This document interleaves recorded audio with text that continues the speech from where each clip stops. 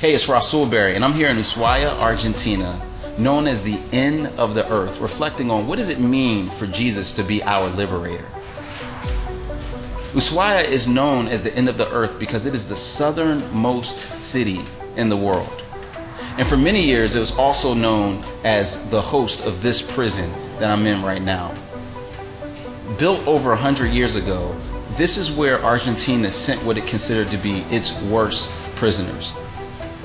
They were sent here to be forgotten and ultimately to die. In fact, only one prisoner ever walked out after serving his complete term.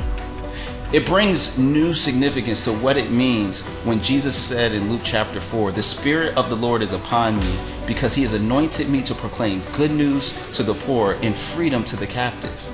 There's this sense in which Jesus is offering this opportunity for us to be free from the things that hold us in bondage. And yet at the same time, many of us still live as if we're spiritually in bondage.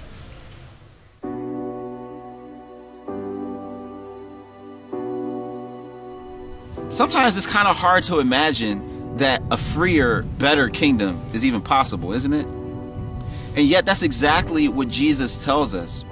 He tells us in John chapter 8 that he who the Son sets free is free indeed. But how is Jesus able to accomplish this? In Matthew 28, he gives us the explanation. He says, "All authority in heaven and earth has been given to me. Therefore, make disciples of all nations, teaching them all that I've commanded you." You see, after his resurrection, Jesus arose with all authority and all power and now is able to break every chain. In Acts 1:8, he told his disciples, "You will be my witnesses in Jerusalem, Judea, Samaria, and to the ends of the earth." But what's our part in that?